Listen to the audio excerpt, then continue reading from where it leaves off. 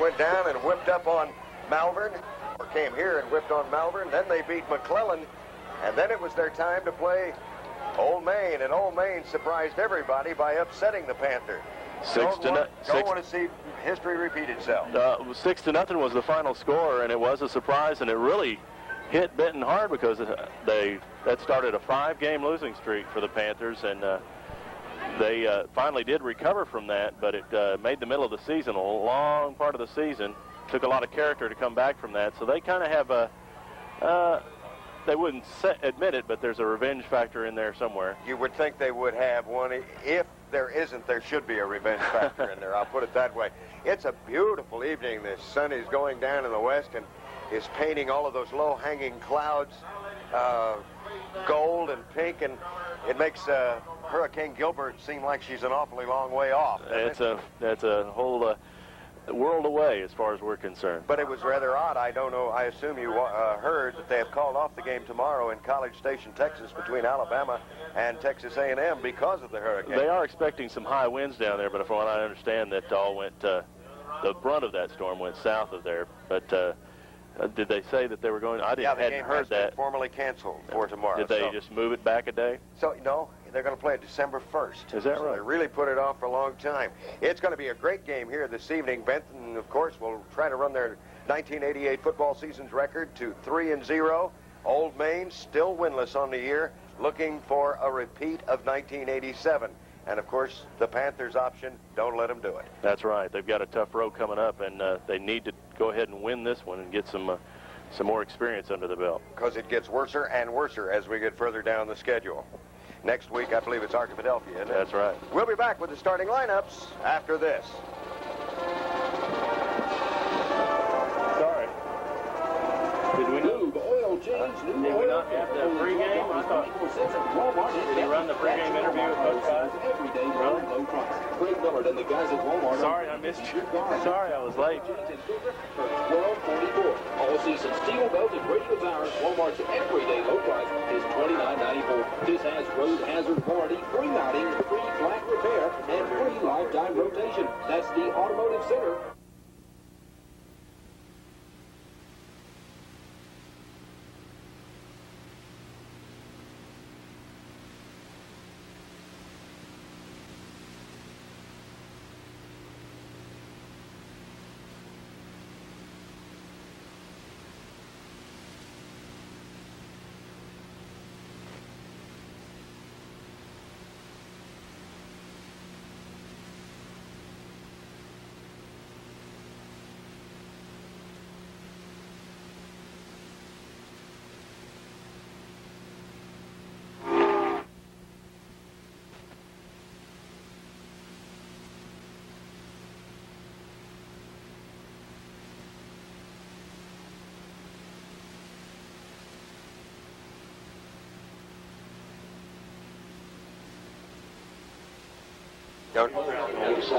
It's my world.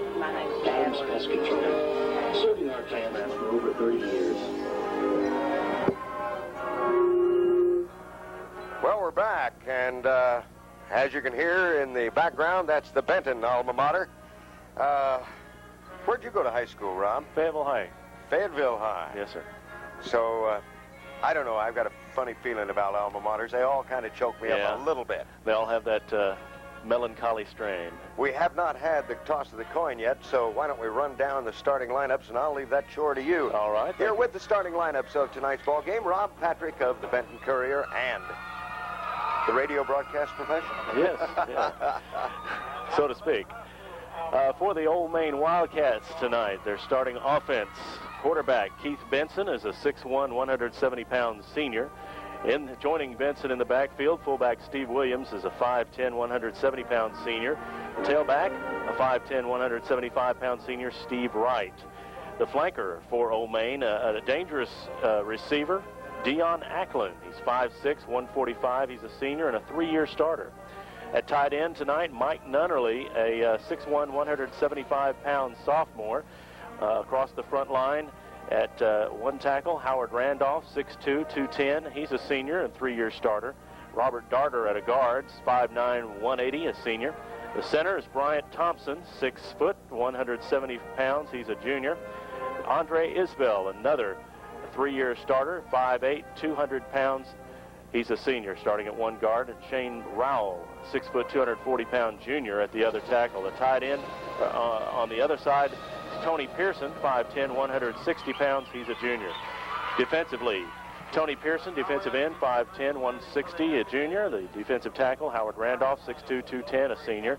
The nose guard is Robert Darter, 5'9", 180, a senior. The defensive tackle on the other side, Darwin McGowan, is 6'1", 240, and he's a sophomore. Brian Duke is the other defensive end, 6 foot, 170. He's a junior. The two linebackers, Andre Isbell, he's a 200-pounder, 5'8", a senior. And the other linebacker, Mark Jones, 6'1", 180, a junior. The cornerback, Steve Wright, 5'10", 175, a senior.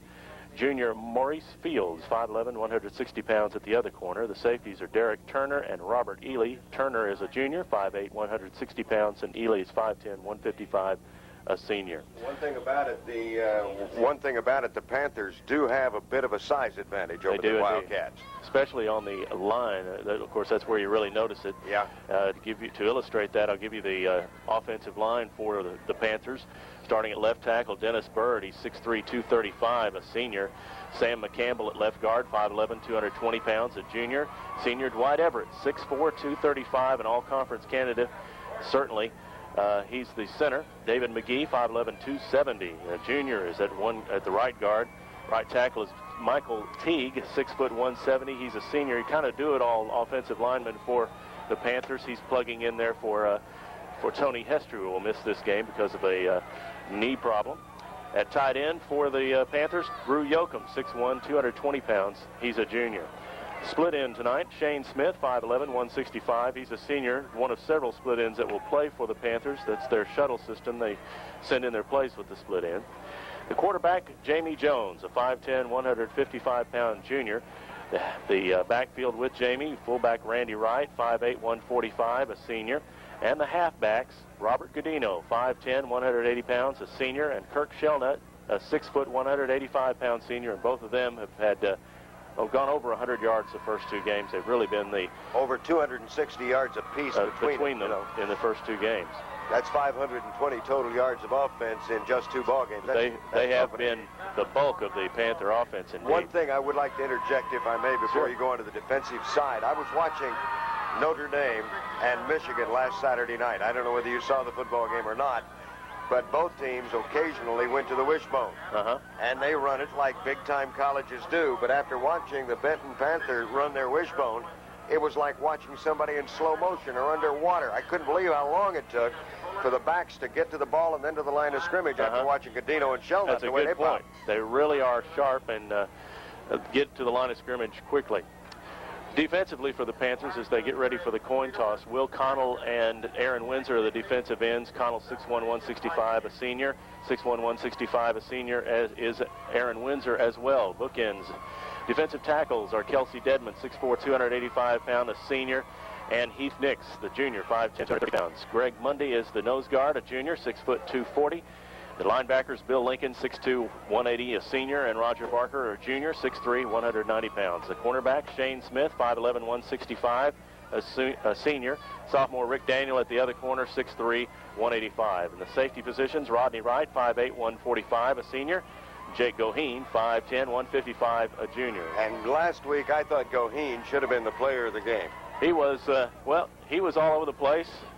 And he made a big punt return for the Panthers. His big punt return, and then, of course, that big defensive interception he made in the third quarter really were the decisive factors. He's quite an athlete. He really is. Got a couple of messages I'd like to pass on before we get any further into the evening. The Benton Booster Club is chartering a 40-passenger bus to the Benton Texarkana football game on October 7th. The cost is $12 per person. Reservations will be taken on a first-come, first-served basis. Bus will leave the high school field house promptly at 4 p.m. and return after the game. Reservations can be made at Dan Yoakum's office at the corner of Sevier and Pearson Streets or by calling 778-0495. Let's have a big turnout for the Texarkana football game. Rob, who won the toss? Did you catch it? Ole Main won the toss, and they decided they want to receive the ball. and that means that the Panthers will have their choice in the second half. They'll be playing defense in the first half. All right. Here's the officials for tonight's game. J.W. Fullerton will be the umpire. The linesman is Keith West. The line judge is Fred Wiedauer. Back judge is Jack Pinckney, and the referee, Mike Newt. Seems like he played quarterback over in Conway not all that long ago. We'll be back with the opening kickoff and the start of tonight's game between the Benton Panthers and the Ole Main Wildcats after this commercial timeout. Yes, sir, it is. On the short side, we're talking about tonight. Now, we're right stage, right in the city. Okay. I'll pass it on.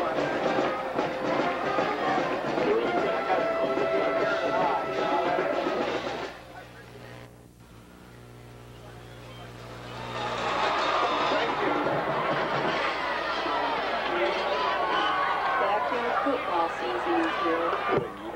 It's been a strange night so far. Where nobody gets Windows, doors, shower doors, Allied installs them all at low prices. Building a new home and install weatherproof double-pane fixed glass at a fraction of the cost of operating windows. Let Allied Glass quote your mirrors and shower doors for home and auto. Panthers are eager to get started, but so are the Ole Main Wildcats. They have yet to score this season. They want the ball right away, and they want to be able to get on the board this season. They've been shut out in their first two games by Little Rock Mills and by Arkadelphia, and they're anxious. And I think they remember last year and have visions of sugar plums dancing in their head. Probably so, yes, indeed. They upset the Panthers last year, and we'll see how this one goes now. The kickoff is deep. Back to receive for Ole Main is number 12. That's Derek Turner, and he's out, popped it loose. He bounces out across the 40, 45, out to the 50, and inside of Benton territory. What a return by Derek Turner that time, bringing the ball all the way out to the Benton 47-yard line, let's call it. That's a return on the play of what, 35 yards? Yes, sir. A very good return. Let's see, he took that at, what'd you say, the 13? So that's 13, I believe. That's more like, well, 10, 20, 30, 40, 44 yards. Yeah, I thought it was over 40 because he got across midfield. And this is going to be a tough test right away for the Benton Panther defense. On the attack, this is the Ole Main Wildcats. Flag goes down as Keith Benson hands off to Steve Williams. We have a flag on the play as there was no gain. Coming up from the bottom of the stack on the tackle for Ole Main, for Benton rather, is Kelsey Dedman, number 60. Also in there to make contact, Roger Barker. And he has played a lot of football so far. He has indeed. Somebody else that we haven't noticed as much, but Shane Smith on that one made first contact and really stopped that play up. Did a good job of standing up the ball carrier. Shane coming in from his cornerback position. You kind of expect him to be back a little bit. He gets to the line of scrimmage as quickly perhaps as most of the fellas that are right on the line of scrimmage to start with. Really forced the issue on that one, but the motion penalty against Ole Main will set them back 5 yards, and they'll face a 1st and 15. 1st and 15 on the motion. I didn't pick up who the individual was that was caught moving before the ball was snapped. But here comes Ole Main out of the huddle once again. It's Benson to call the signals. He looks right, left. They run from an eye. Pitch back goes to number 20, Stephen Wright. He gets around the corner and picks up almost all that was taken away on the penalty. Give him a pickup of 4. As coming over to make the tackle for Benton was Aaron Windsor. Aaron Windsor and Rick Daniel, Shane Smith, they were all out there, along with Roger Barker again and Billy Lincoln, putting pressure on from that side. It is now 2nd down and 11, a gain of 4 on the play by Ole Main. Something that we have talked about before in games like this where the other team has some speed. Benton will be very conscious of that speed, try to keep them from getting outside and turning the corner. That time, the only thing keeping the running back from getting to the corner was Aaron Windsor, and he made the tackle. Here goes Ole Main again, once again to the attack, and once again they come outside, and once again, this is Wright, and Rice breaks it all the way down to the 30-yard line.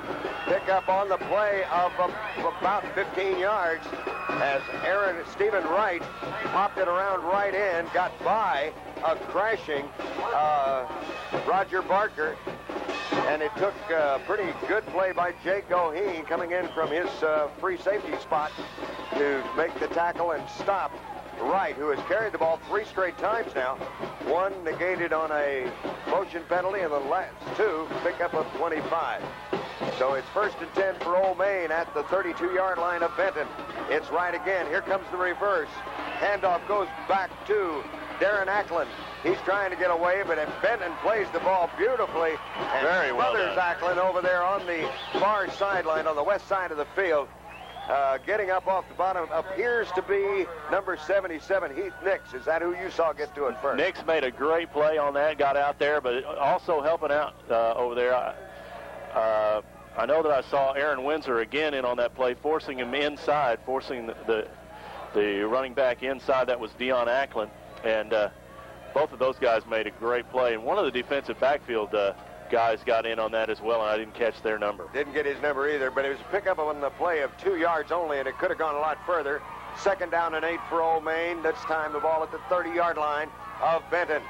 Sliding with the ball is the quarterback, Benson, and he's wrapped up and thrown hard as Kelsey Dedman came up to make the first hit. He got help on the play from number 21, Will Connell. Also in on the play, as was Rodney Wright again. You call his number a lot of times when Benton is on defense. 3rd down now and 8 yards to go. I believe on the last tackle chart I saw that Wright was the leading tackler for the Panthers. He is not the least little bit intimidated about throwing his nose up in there where the ball is he? Not at all. The 3rd Panthers down, 8 doing to go. a good job of stringing out those wide plays. Benson looks to throw. He's being pressured and pulled down on a superior play by Heath Nix and number 36. That's Greg Mundy in there, both putting pressure on. They just broke through like they weren't even blocked. Mundy from his nose tackle spot and Nix from his defensive tackle spot plowed their way across the Ole Main line and came through and threw the quarterback, Keith Benson, who was attempting to pass for about That's about a 14-yard loss. That was a big play because if he'd have been able to throw that away, they'd have been in a position where they could probably have gone for it on 4th down. Now, looks like they'll be punting. It's 4th and 20 from the 42, so I would imagine he's going to have to kick the ball away unless, I remember one time an Ole Main kicker kicked the football and it went backwards. So oh my. You never know what's going to happen. That's a punter's nightmare. Yes, it is. Goheen is deep, and we get a flag on the play. It will be a delay of game penalty against Ole Main. That'll march off 5 more yards. They don't mind that penalty that much because they're in a position where if they get away a good punt, they're going to have Benton backed up. I'm trying to determine who's doing the kicking. I think it's that's Nunnery Fields. I think that's Randolph. Is Howard Randolph, 75. Okay. I have trouble with 2s and 7s on some of these uniforms and 3s and 4s. Yeah. Yeah, you're right. It is number 75 back to kick, Howard Randolph. Jake Goheen, and number 44, that's Mr. Godino, Robert Godino, back deep to receive for the Panthers. It is now 4th down and 25, high snap. Randolph gets the ball, gets away, a nice high kick going toward the out of bounds marker, just about where Ole Main had to get a first down, as a matter of fact. That snap really disrupted the timing on the punt. Oh, and he didn't get off it very well. Up to the 27-yard line. So it's Panther football. 1st down and 10 to go from their own 27. And now we'll get a chance to watch this very powerful, I want to call it a Y formation, even though I know that's not right, but wishbone, it does look like a Y, doesn't it? The wishbone offense comes up to the line for the Benton Panthers. Jamie Jones. It's Shane Smith, Dennis Bird, McCampbell, Everett, McGee, Teague, and Yoakum across the line for the Panthers. Jones, Wright, Shelnut, and Godino are the running backs for Benton. Godino on the carry. Godino last week had 160-some yards, did he not? He was at 149. 149 yards. Touchdown. He gets a pickup of 2 on the play. Coming over to make the tackle for Ole Main was Mark Jones, their linebacker. He's a 6'1", 175-pound senior. Once again, into the wishbone come the Panthers. Jamie Jones barks out the signals, turns, hands off, straight ahead, power play, and I'm looking to see who's up. That was Shelnut that time.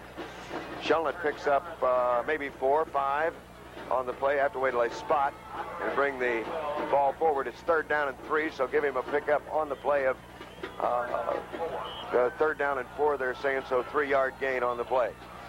3rd down, 4 yards to go.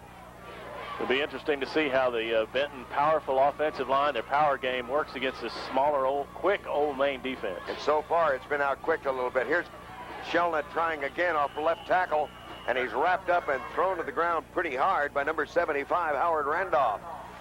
Shelnut had the play, but Randolph had the tackle, and first it is 4th down and 2, as Shelnut was able to pick up only 2 yards on that. So the first offensive threat for Benton goes by the boards with only 8 yards. Maybe they were a little complacent against this Ole Main team. I don't know. That's yet to be seen. It's early, though, right? Yeah. They didn't have... The field position played such a big factor last week. It'd be interesting to see what kind of punt Chris Ramsey gets off here. I tell you what, I thought Randolph was offsides, but nobody blew a whistle or anything. Ramsey's punt is down to the 29-yard line of Ole Main. That makes it about a 15, 29, 34, 40, 30, no, 42-yard punt, was it? 43-yard punt. I'll have Rob figure that out. He's got a much quicker mind than I do. 37 yards. 37-yard punt. Not one of his best, but it was effective, and it kind of turned the tables on the field position, because now if they can hold Ole Main right here without a first down, they can come up with some pretty good field position. Actually, from where Ole Main started their last series of downs, that's a pickup of about 40 yards, so yes, it counts. That helps the deal. It helped that Ole Main didn't get off a very good punt either. Ole Main with the football, running out of the I formation. Benson, straight ahead handoff on the power dive to Stephen Wright, and Wright, quick as lightning, zips up the middle and crosses the 40 to the 42-yard line for a first down for Ole Main. Boy, he is slick and quick, isn't he? Very quick, and they're showing their quickness, highlighting their quickness against Benton. 5'11", 170-pound senior running back Stephen Wright so far tonight has piled up a lot of mileage. He must be close to 60 yards in total offense already, but to no avail as far as getting the ball in the end zone, as the Panthers have done what they usually do very well, and that is get stingy when the ball gets close. Once again, same man on the carry, and this time he is introduced to Kelsey Dedman, who says, "Hi, big guy, this is me." Kelsey Dedman decided to shake off that block and make a tackle, and he did what he intended. He got the tackle. Yes, indeed. There was a pickup on the play of about 4 inches, which qualifies for 1 yard, but I think that Mr. Wright would just as soon not make yardage under those conditions. He was introduced to Mr. Dedman there. Splitting out wide to the left is Dion Ackland. I formation, straight I, no power I. Flag is thrown as the pitchback goes to Stephen Wright. Wright is out across the 45 to the 47-yard line, where it would be 3rd down and about 4 rather. But we have to see what the call was. Motion penalty against Ole Main, which I'm sure they will take back, and no sooner said than is, as Roger Barker points toward the south end zone and says, "Take it back." Ole Main attacking from left to right, south to north here in this first quarter, and with the Panthers defending the north end zone. 4 minutes, 27 seconds left to play here in the first quarter. It's been a quick and reasonably non-productive first quarter so far, Rob. A lot of keeping the ball on the ground. There hasn't been a pass yet, so the clock's been running without any stoppage. Ooh, there was a handoff in the backfield by Randy Wright, and he no sooner got the football in his hot little hands than he was larruped back there by Greg Mundy, who was shooting the gap and shot down the ball carrier, Stephen Wright. Lost a yard on that one. 3rd down now and a full 15 to go. 3rd and 14. It was 2nd and 14. Now it's 3rd and 15 yards. 3 minutes and 48 seconds to play here in the first quarter, and up to the line of scrimmage once again, Keith Benson. We're liable to see our first pass Ole Main Wildcats, and he's back. He wants to throw, but look at the pressure being applied. He runs out. Now he's got running room. He's surrounded. The ball is caught loose. Ole Main picks it up and recovers for a first down. They had the blitz on. Bill Lincoln was blitzing from his linebacker spot, and Benson was slick, handled the ball, took off, found a big gap, and he was fortunate that his fumble was picked up by a teammate. His fumbled forward between 3 maroon jerseys, The ball hit the ground, and no sooner did than there to be Johnny on the spot to pick it up was Rick Daniel, an offensive back for Ole Main. So, I'm sorry, not Rick Daniel, Steve Williams. This time, it's Stephen Wright on the carry. He breaks through 1, 2, 3 tackles, takes the ball down to the 31-yard line for another first down. That's a pickup of 9, 10, 11, 12, 13, 14 yards on the play by Stephen Wright, who is having so far a field day. What do you have him for in total so far? 6 carries for 45 yards. Wow, 6 for 45. That's more than Benton has been giving up in a half to this point in the season. But Ole Main very quick, not big, but quick. It's first down, 10 to go from the Benton 32-yard line. The Panthers digging in. Ole Main trying to break it loose. Cross buck, hand off to Steve Williams. Williams is inside the 30 to about the 28-yard line. Pick up on the play of 4 more. So it'll become second down and 6 yards to go.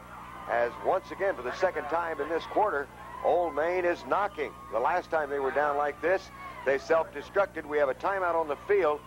2 minutes, 31 seconds to play. We have an equipment timeout, so we won't break from the action. It is repaired very quickly.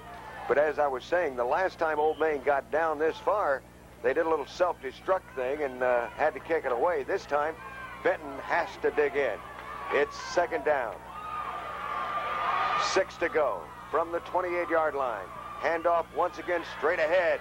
Dancing through the middle is a new running back into the ball game for Ole Main. Fields, I believe. That's Maurice Fields, the cornerback coming in on offense, and he spun and danced and picked his way down to the 18-yard line, where it's another first down for Ole Main. First down, 10 yards to go. Ole Main looks determined to get on the board for the first time this year, and Benton's really going to have to bow up their backs to hold them out. They really are, and you know what? They're exploiting the splits that we expected both Malvern and McClellan to exploit and never did. They started out outside, and now they're starting in the off tackle and trying to use that. They're pulling a lot. Oh. Greg Mundy made a play there. Greg Mundy. Fields got the handoff. Mundy just simply bowled him over. That's he submarined and took out a couple of blockers and the running back all at the same time. That was a great play. Mundy back, and everybody congratulating him in the Benton huddle. Maurice Fields leaves the football game. Stephen Wright back in for Ole Main. Deion Ackland back on. Ackland brings in the play.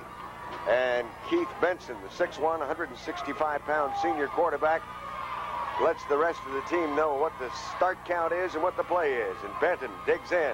They're back towards her own goal line. Here's the pitch back to Wright. Wright breaks it loose inside the 10. Now they're going to say he was knocked down right at the 10-yard line before he was hammered to the ground by number 37 on the tackle or 57 on the tackle. Aaron Windsor came up to make the stop for the Benton Panthers. It's third down and about 1.5 yards, call it 2, for Ole Main. The ball is just outside the Benton 10-yard line. Ole Main's been doing a good job of pulling their guards, and those guards are doing a good job of leading the backs into the whichever hole that they're running through. Once again, they hand off to Wright. Wright tries to get outside. He's got the first down as he breaks across the 10 down to the 5-yard line. And now it's gut check time for the Benton Panthers. First down and goal to go from the Benton 5. Ole Main will set up for business. This would be an interesting circumstance. Benton has never trailed this year. They have not been behind. What? Let's see. No, they have not trailed. They were behind, I think, in the Malvern game, 7-6. Were they? Early on. I don't remember. Well, you got me. I thought they were heading that whole ball game. Well, it certainly seemed like they were. They should have been. They controlled the line of scrimmage, and I'll be frank with you, this smaller, more mobile line of Ole Main is controlling the line of scrimmage right now. They are giving them a little trouble. Definitely. They're knocking on the door. Benson brings him up, does he? The Ole Main Wildcats. Here's a hand back cross. Buck applied out to Stephen Wright. They thought they would run the old misdirection that time. Wright took a delayed handoff and cut back off against the grain to the left, but he was knocked to the ground at the 3-yard line just as the first quarter came to a close. So we'll set to play in quarter number 2. We played 12 minutes here at C.W. Lewis Stadium, and no score. Benton 0, Ole Main 0. We'll be back after these commercial messages.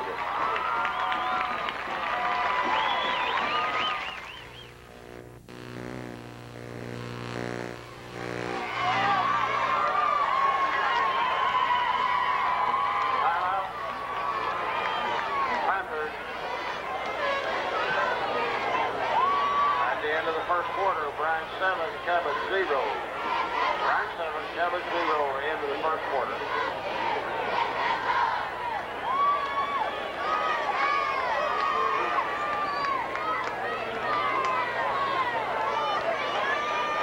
Rob, we have a timeout on the field, and Benton had to call for a timeout after the ball was spotted and marked ready for play. I'm not sure why they had to call a timeout there, but...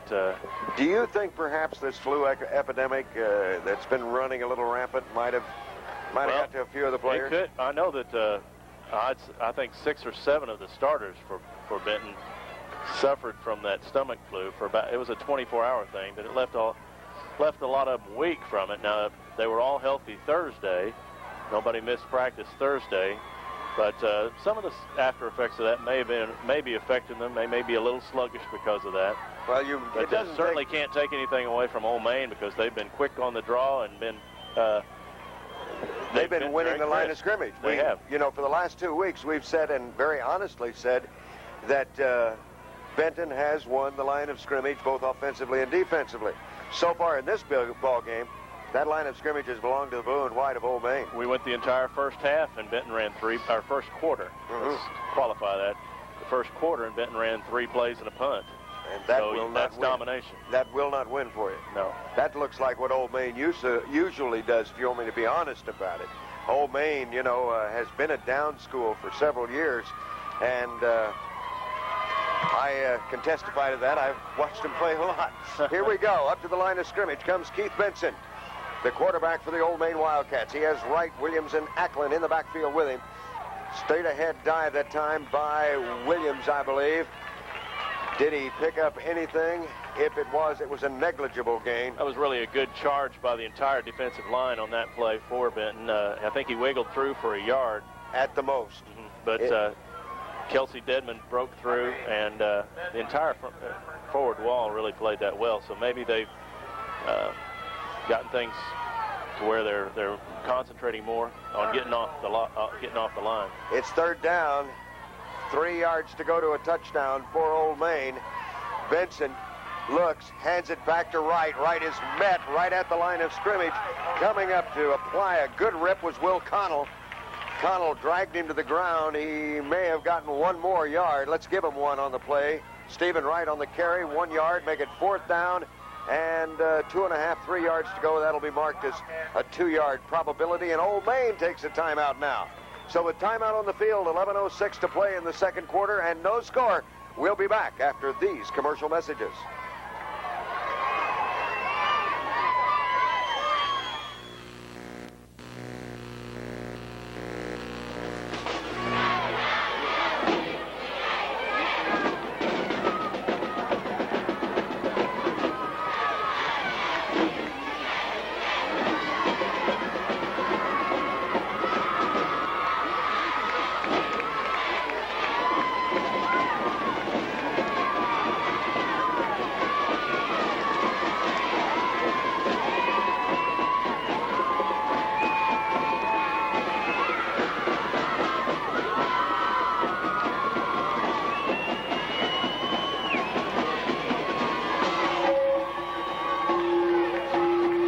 Psychological decision right here, Bill, for the Ole Main Panthers, or for the Ole Main Wildcats.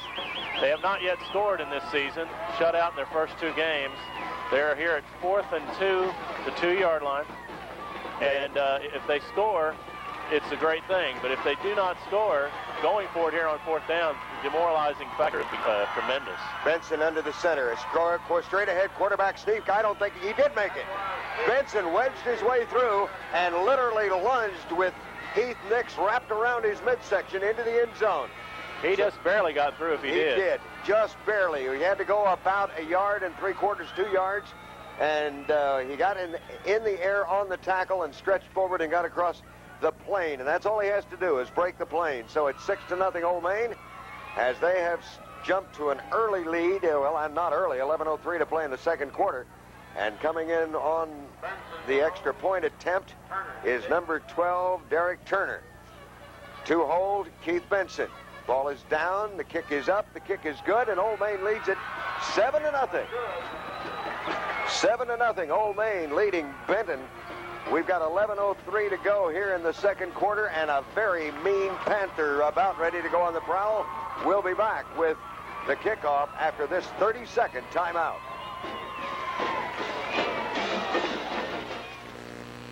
Stadium where a stunned partisan Benton fandom is rather quiet at the moment. I don't think they like what they see, Rob. Well, if they needed something to get their attention, Ole Main certainly has done it. They dominated so far. Benton at this point has only run 3 plays on offense, and they are trailing 7-0 to a team that had not only not won so far this season, but they had not scored this season. Not that they're not talented. Ole Main's got talent. They've got speed, and but Benton was certainly expected to win overwhelming this game. Favorite, and now right now they're probably talking to themselves, and this may be the most important series of downs the Benton Panthers will play this whole 1988 football season. On the kickoff, let me see who gets up off the bottom. Was that who ran that back? Brian Duke. Cliff Phillips brought that back. Okay, Cliff Phillips brought the ball back for Benton. He's got it out to the 36-yard line. His first down, 10 to go for the Panthers at their own 36. Actually, this quarter are driving to the north end zone also. Ole Main's production may have been the best thing to happen to Fort Benton. Really get their heads on tight, and they're maybe ready to really go now. There's a handoff, and that's what we're used to seeing. That was Godino powering his way out across the 40 to the 41-yard line behind some excellent power blocking by David McGee and Michael Teague on that play. McCampbell, Dwight Everett, McGee, and Teague all clearing the way. 10:30 left to play here in the first half. Benton with their second possession of the evening, trailing the Ole Main Wildcats by a score of 7-0. It's Jamie Jones under the center. Jamie turns, hands off. Now he fakes, looks to throw. Got nowhere to go, picks it up, heads upfield, splits one. Oh, He's got one man to beat. He's down got to it. the 20, the 15, the 10, the 5. Touchdown, Jamie Jones, as he got into a foot race with number 12, Derek Turner of the Ole Main Wildcats, and simply outran him. Jamie Jones, the 59-yard touchdown run. junior quarterback on a 59-yard touchdown run, and bang, bang, take that, said the Benton Panther. Just like that, it's a one-point conversion from being tied. Jamie Jones' biggest gain of the year. He's made some plays, some crucial plays in that first game, or in the last game as well. But that was certainly a big play for them, getting them on the board, kind of bringing the team to life. And he really snaked through there. He looked like he was looking to pass. It did look like he wanted to throw. He did not throw. He ran, and he got it through for 6. And just like that, Jake Goheen holds, Robert Godino kicks, and we're all tied at 7-all. The score with 10 minutes and 6 seconds left to play in the first half, and didn't it go quick that time? Benton 7, Ole Main 7. We'll be back with the kickoff after this 30-second timeout.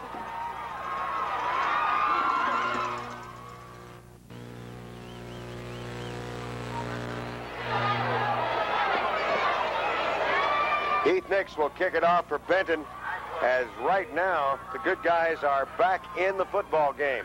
I was just handed a piece of gum, and I'd love to use it, but I have dentures. They're permanent. You can't take them out, but they still don't like chewing gum. I understand. So it'll be Heath Nix to kick it off. Going back deep for the Ole Main Wildcats is number 17, Dion Ackland, their flanker back.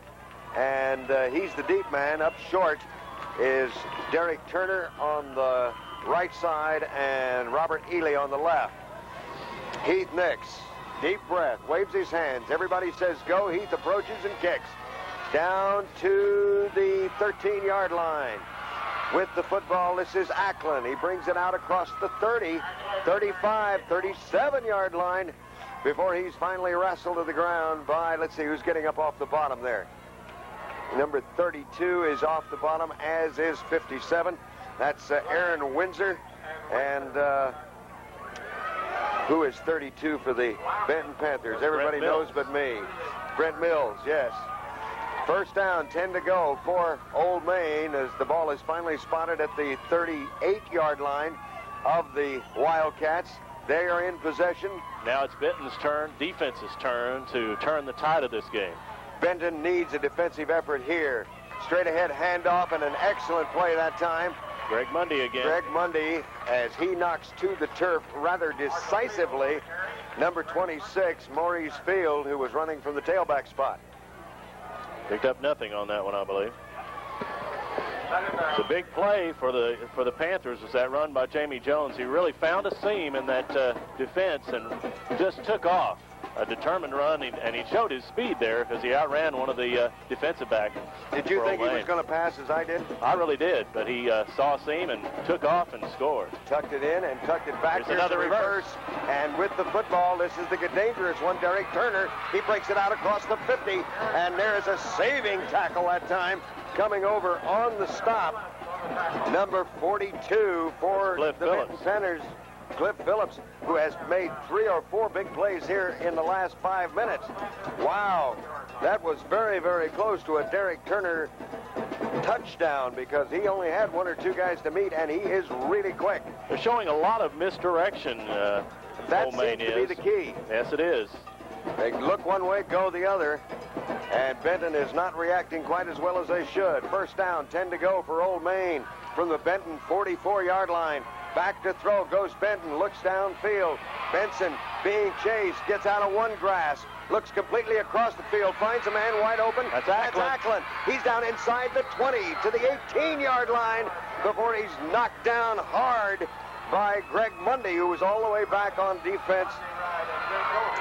Goheen, right, Mundy in on the tackle, but 25-yard gain on that play to Acklin. Benson was very cool back there. He got out of the grasp of one man, looked completely across field, showed a very good throwing arm. He must have put that ball in the air 35, 40 yards that time. Kelsey Dedman put the pressure on there, and he just got out of Kelsey's grasp. He almost got him with a shoestring tackle, and credit Benson for making a good play. It's first down, 10 to go for Ole Main from the Benton 9-yard line, crashing into the line of scrimmage that time, Maurice Fields, where he's wrapped up after a gain of maybe 2, getting up off the bottom. That's Kelsey Dedman, Rick Mundy, and Heath Nix. The whole center of the Benton line was up there to make the stop, but not before. A pickup of maybe, well, they've given him 1 yard on the play. So a pickup of 1, second down, and 9 to go. This is the first team that Benton's really had a trouble stopping on the ground. They've really been able to stop most ground games, but Ole Main's doing a good job. They're really pushing him around. Here it is, misdirection again with the carry. This is Fields down inside the 20 to the, well, he was inside the 20 to start. When they give him a pickup of 3 on the play, put the ball down at the 16-yard line. Even on that simplest of dive play, it's not really a simple dive play that they're running, but it's a straight handoff. They're showing misdirection, sending one back into the right side, pulling a guard, and going with the handoff to the left. So that's actually really what they're featuring. Going away from the flow, any way they, no matter what direction the play goes, they go the opposite direction. Sending a blocker out in front and going the other way. Here we go. Ole Main. This is Benson. Rolls to his right. Flag is thrown. He's got a man open. In for the touchdown goes number 29 or 28, Mike Nunnerly. Mike Nunnerly, the sophomore tight end, is in for a score, but there is a flag on the play. Now will it stand? Benson found Nunnerly all alone at the goal line, and from the looks on the faces and the dejected motion of the Ole Main Wildcats, they're going to call that against them. I'm not sure that they hadn't whistled the play dead before They might have. But nobody stopped, so I guess it must not have. They certainly didn't take much deliberation to decide that one. Motion penalty against Ole Main. That puts the ball back outside the 20 to the 22-yard line, where it now becomes 3rd down and 12 to go. 3rd and 12 for Ole Main. 6 minutes, 44 seconds left in the first half. Once again, it's Benson rolling to his right, getting pressure, gets outside, gets away from one man, gets away from 2, ball's in the end zone, slapped at and slapped away, as Jake Goheen made a marvelous defensive effort that time and almost came up with the interception, as did Cliff Phillips there again. Phillips, who got his hands on it also. It was almost the exact same play that they had run before. They had the tight end open for a moment, but a little more pressure on Benson that time, and he had to throw before he was ready. or off stride anyway. Well, and they had seen it once, too, which helps. And they closed a little bit better this time, and both Goheen and Phillips were there, although the Nunnerly did get his hands on it as well. Derek Turner is back to attempt a field goal. If he kicks, I'm really going to be surprised. There's a whistle as Kelsey Deadman is called for encroachment. Got a little eager and got across. That'll bring it 5 yards closer. And I would imagine you can see Ole Main still attempt this field goal. I'm not sure whether Derek Turner has enough leg to kick it that far or not. But he was kicking some through pretty nicely to start the before. Well, he was kicking extra points. Pre-game drills. Yeah, that's true. And this one will be about, let me see, where they've spotted the football, where he puts it down for the kick, at about the 24-yard line, let's call it, which makes it a 34-yard kick. And it will be Derek Turner to kick for Ole Main. The ball is down, the ball is spotted, the kick is up, and it is good. Turner kicked that 34-yarder with plenty to spare, and it is now 10-7. Ole Main leading Benton by 3. And the Panthers shaking their head as they come to the near sideline here, wondering what they have to do to put the crunch on Ole Main. We got 6 minutes and 30 seconds before halftime. We'll be back with the Ole Main kickoff after this commercial timeout. Color time and cake.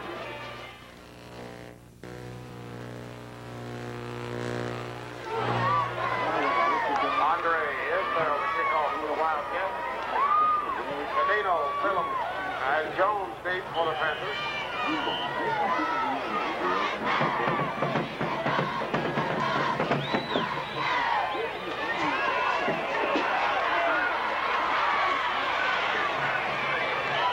Cadino returning the kickoff. Maurice Fields on the tackle. We've had the kickoff here to start play again after the Ole Main field goal. The score is 10-7.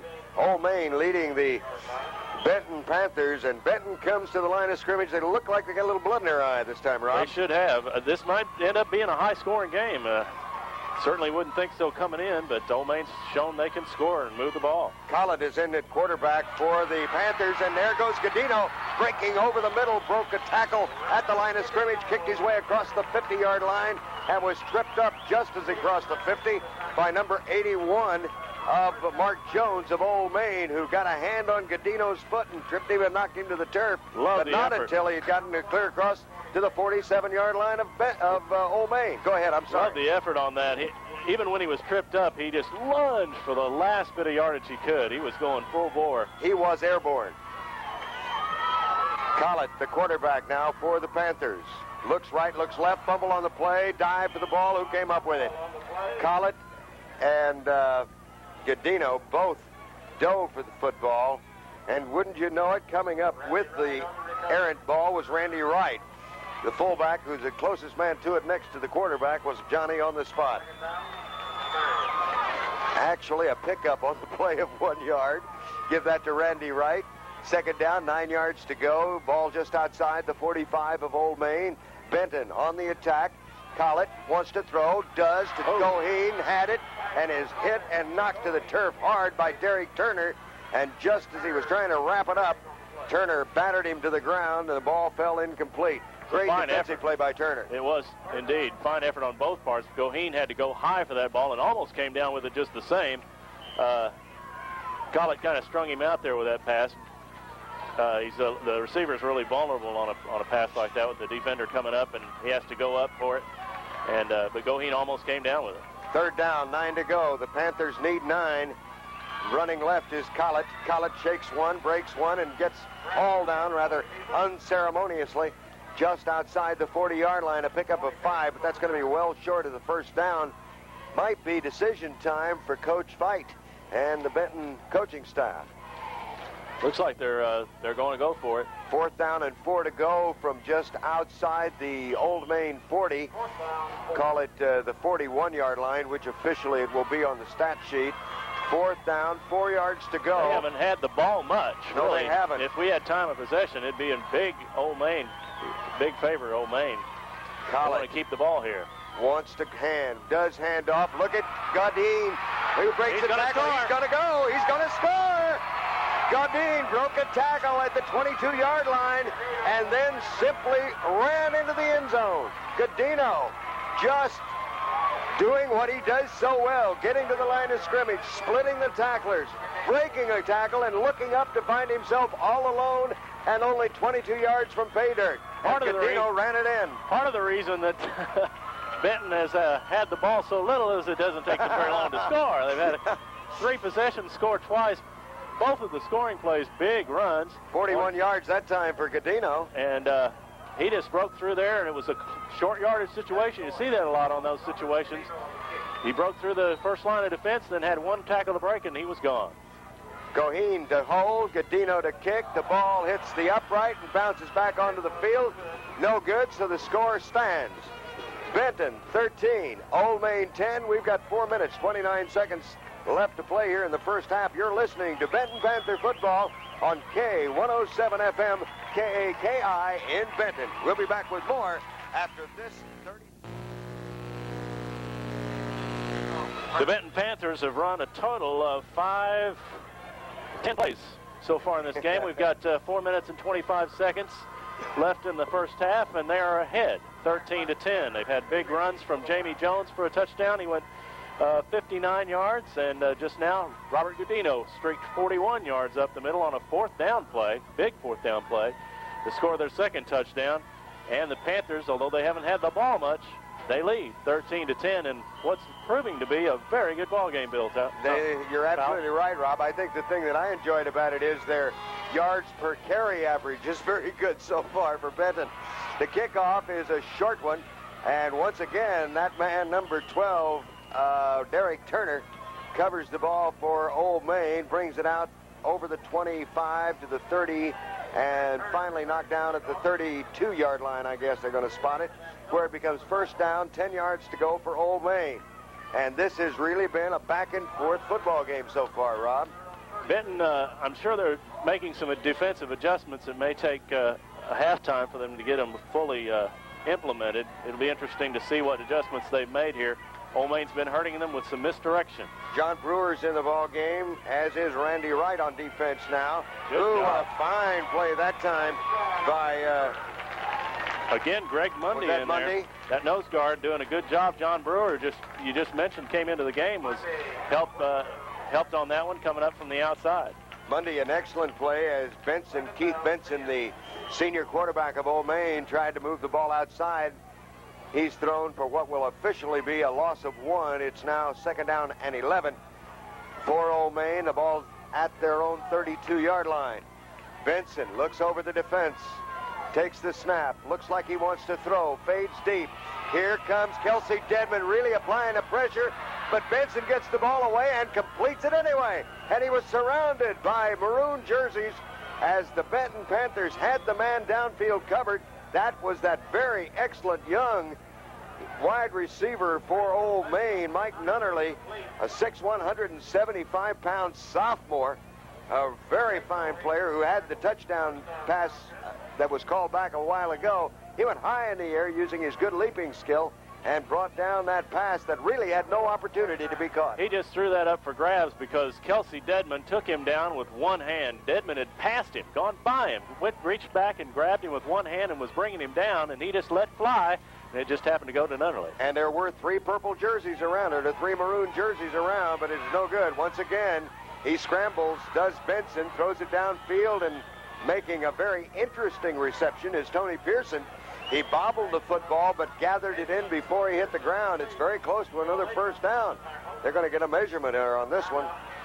And that's kind of interesting because I look down and I see an Ole Main number 12, a ball retriever out there on the field, and he looked like he was out there doing a little measuring before one of the student managers for Ole Main appeared to be doing a little ball measurement before they called out the change. 2 minutes, 52 seconds left to play. Very bizarre football game so far. Both offenses are doing quite well. The defenses are struggling a little bit. Looks like that's going to be a first down. A gain of 10 for them on that pass play.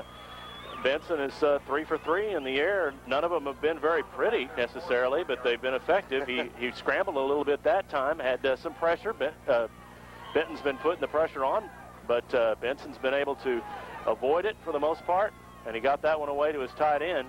The defensive backfield, the secondary for Benton's having a hard time keeping track of the receivers so far. Here comes Benson bringing his football team up. Brian Thompson, the center, over the ball. Split wide to the right now is Derek Turner. Benson on the inside, handoff to Stephen Wright. Wright plows his way across the 40 down to the 36-yard line. Give him a pickup on the play of 5. Make it second down, 5 yards to go, and the clock continues to run at 2 minutes and 18 seconds left here in the first half. Actually, second quarter of play. Second down, 5 to go. Ball at the Benton 36-yard line. And once again, the Ole Main Wildcat on the prowl trying to get the ball in. They'd like to score and take the lead going into the clubhouse at halftime. Benson back to throw, looks downfield, getting pressure from Dedman. Runs him. Now Kelsey comes up, blocked beautifully over there. I think they're going to call that a clip, Benson, they are going to call it a clip, and well, they should, because he was. But what a job Benson did. He broke tackles. He got away from people. He was finally hauled to the ground down at the 21-yard line. It's all going to be for naught, I believe, because there will be a clip on the play, and it was Nunnerly who clipped Kelsey Dedman. Kelsey was really putting on the speed trying to catch up with Benson. Dedman was coming from behind. I think that one of the defensive backs coming up on that side was the one that got clipped. He was actually ahead of Nunnerly heading towards the line of scrimmage. It was either... It might have been Bill Lincoln or Shane Smith. It may have been Bill Lincoln. It may have been John Brewer. I was just... 23 or 22. I was just focused in so hard on Dedman because he had picked up so much speed. He was really trailing the play and I wasn't sure whether Benson saw him coming or not and thought maybe he might catch him from behind, but Benson just turned on the jets and got around that side with the help of that clip. Well, that personal foul takes the ball all the way back to the Old Main 45, which means that it was placed at the point of the foul. It's actually a 19-yard penalty. The foul was called from the point of incident. So it is now second down and 24-5 for Ole Main. Here's a long pass downfield by Benson. Intercepted by Goheen. Goheen brings it out across the 40 to the 44-yard line, where it will be first down, 10 yards to go, Benton. His 4th interception of the year, the free safety for the Benton Panthers. Jake Goheen brought it back to where the Panthers now are in position.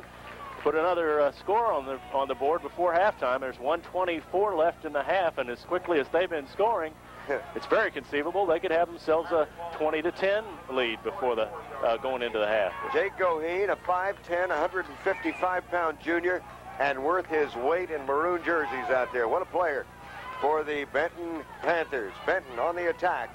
The quarterback is Jamie Jones. Once again, Jamie rolls to his left, looks, sets up, throws deep. Got a man open. Can't quite pull it in. Was the wide receiver. I think that was Drew Yoakum, the tight end. That's one of Benton's favorite plays, to roll that tight end from the other side out into the flat, have the quarterback roll out. Yoakum was open for a while, but it was a good defensive play by Robert Ely, the safety there on that play, closing on it, and he had a chance to intercept the ball. Yoakum made a good play to knock it out of his hands and almost got a chance to catch it himself. The strength of Yoakum saved that from being an interception and almost made it a reception, actually. All right, this is Jamie Jones, the quarterback. Handoff straight ahead to Godino, Robert Godino on the carry. He's out across the 45 to about the 48-yard line, where it will now become third down and 6 to go for Benton, but only 44 seconds left to play here in this second quarter, and the clock continues to run. Third down, 6 yards to go. Benton Panther with the ball and the lead, 13-10 over a very stubborn Ole Main Wildcat here in the first half of play. Jamie Jones. There he is again with the tight end. Twice, looks and literally just threw the football away. He was trying very hard to get it out to number 43, Greg Little, but it was at Little's feet. The closest man to it, actually, was Maurice Field of the Ole Main Wildcats. So that stops the clock. And it's now 4th down and 6 yards to go. 24 seconds left to play in the half. Goheen comes in with the play for the Benton Panthers. Gives it to Jamie Jones, and here come the Panthers to the line of scrimmage. Goheen splits wide to the right. He's got single coverage out here, way out by the sideline. And speed on speed out here for the Wildcats. He gets the ball up. Goheen has it, and just as he's starting to pull it in, an excellent block tackle by Derek Turner knocks Goheen to the ground. The ball goes fluttering off into the O-zone and lands on the turf. And it's Ole Main football. That was an excellent try by Mr. Goheen, but a very fine defensive play by Turner. Again, Goheen had to go up for that ball. If Jones had been able to fire it in there on the line at about letter high, Jake had a chance to take the ball on stride and make some yardage, maybe pick up the first down or more. It looked like Howard Randolph was right in the way, and Randolph at 6'2", 210. Might have been a little obstruction down there. It's Ole Main's football. We have just 20 seconds left to play in the first half. Benson would like nothing more than to score at this point. He's back looking. Now he tries to dart out of the way, but coming up to apply first hit on him. Turning sideways to me. I think that's Deadman. Nope, it's number 36, that man on the spot, Greg Mundy again. Heath Nix was in on the play as well. Mundy was the guy who forced it. Nix was the man who knocked him down, but Greg Mundy plays all over the field, too, for a fellow who's He's having a great game. He really is. Timeout is called with 10 seconds left to play by Ole Main. The score is Benton 13, Ole Main 10. We have 10 seconds to play in the first half here at C.W. Lewis Stadium, and we'll be back for those final 10 seconds after this 30-second timeout.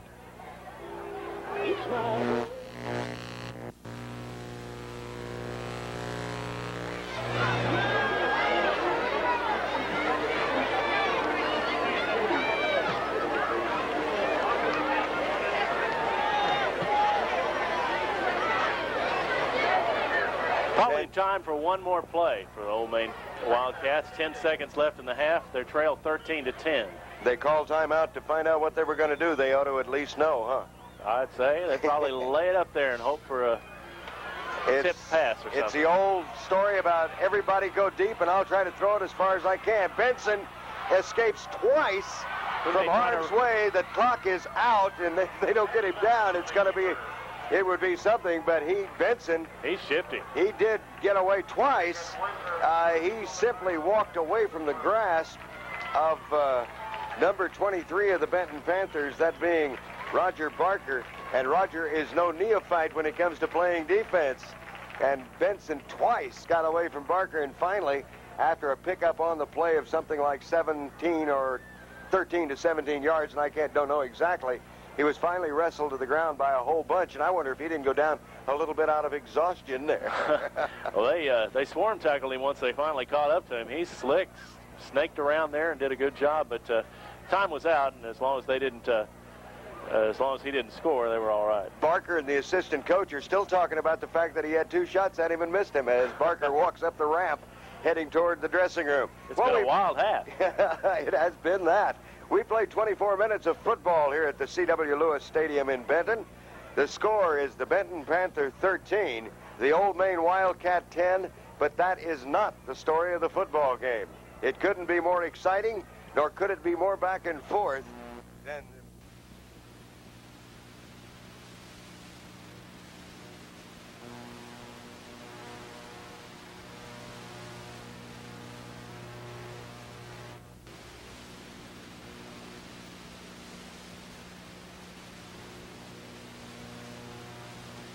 Contributions on the sidelines and on the special teams, and the special teams are very important.